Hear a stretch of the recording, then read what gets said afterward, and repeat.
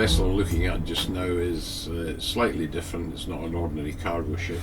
It's in fact a dredger, and it's heading to Charlton in the Port of London in the Thames. We put it down at the time that it's passing by, which is 12:50 p.m. It's a motor vessel. If we needed more information on that vessel, for example the dimensions of it, should it get into difficulties, we simply click onto the little icon and it comes up with a schedule of information on that particular vessel. That vessel is in fact 99 metres long. It gives us a lot of information, including its current position. The whole of the North Sea offshore is marked off in grid fashion, much in the same way as plots would be in the gold rush, and these areas are sold off by the government by way of issuing licenses to commercial interests to do commercial dredging. By a strange irony, most of the material goes to the Dutch government, who buy the material, which is sand and gravel, to shore up their sea defences. The reason they buy it from us is that the Dutch government don't allow offshore dredging, and the reason they don't allow offshore dredging is that they say that it causes erosion. I rest my case.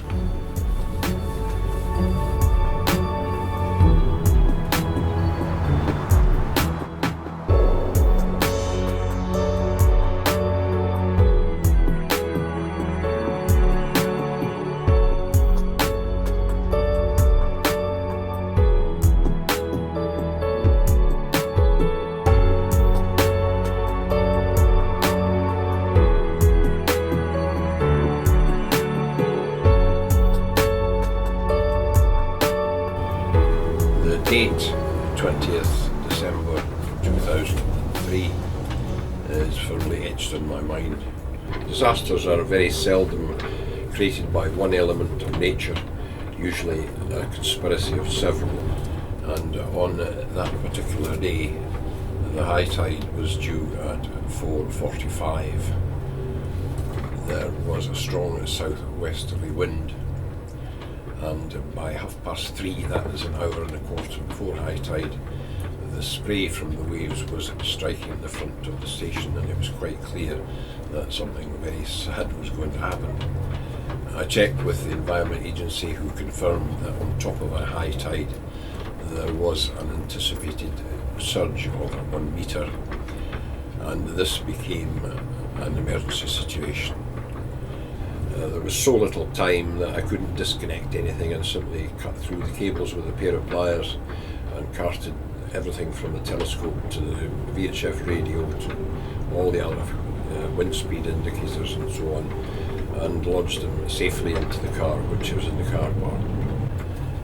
I came back next morning and my worst fears were confirmed, and unfortunately it didn't open again. We, like other small registered charities, didn't have financial reserves to create a new one, so we embarked on a fundraising exercise, still attending to the routine, straightforward duties that we could, and continued the service over the next 3 years until such time as we had accumulated basic funds to enable us to acquire a couple of redundant Royal Navy units from which we could build the station.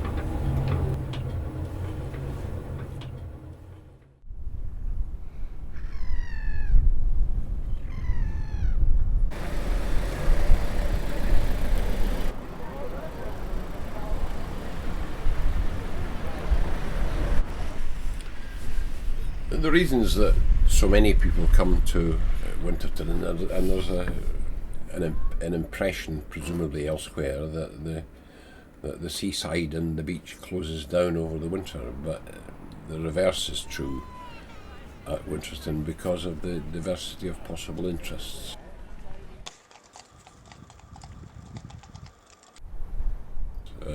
We have people who are interested in the flora and fauna on the site of scientific special interest. We have people who simply want to walk on the beach. We have an accumulation who want to venture up about 3/4 of an hour walk from here up into the seal colony.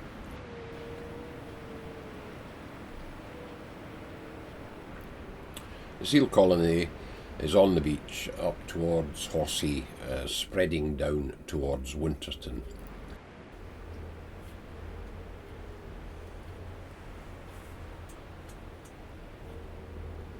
And traditionally, the pupping season is end of November right through to sometime in January.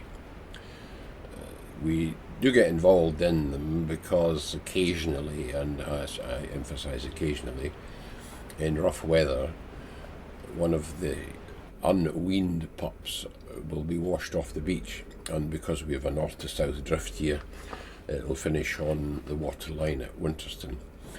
Unfortunately, there is no way of reuniting the pup with its mother, who is long gone, and we take the pup off the beach and arrange for it to be transported to one of the various organisations that deal with the rehabilitation of seals.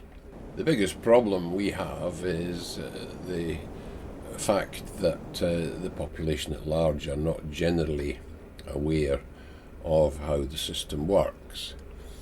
There is normally, from the time they're born, a period of about 6 weeks during which the pup is suckling from the mother. Whilst this is happening, the non-waterproof fur coat that the pup has naturally molts out, and at the end of that period they venture into the sea with their mother. It is quite normal and common for pups of that sort of age to be lying on the beach, and the mother intentionally dumps them on the beach so that she can have an opportunity of going off and feeding herself and doing a bit of fishing. Obviously there is, from the point of view of the public, a bit of concern, and we get endless reports both on the phone, via mobile phones, and people ringing the bell telling us that there is a seal pup on the beach. This is perfectly normal, perfectly harmless, and eventually the mother will return, reunite with the pup, and disappear into the water.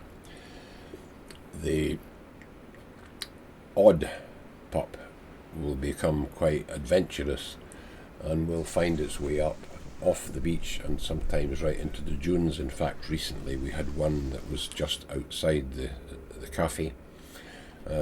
Not a good idea if the mother comes back to look for it, so we shepherded it back down onto the waterline, and later on in the day it had gone, obviously reunited with the mother.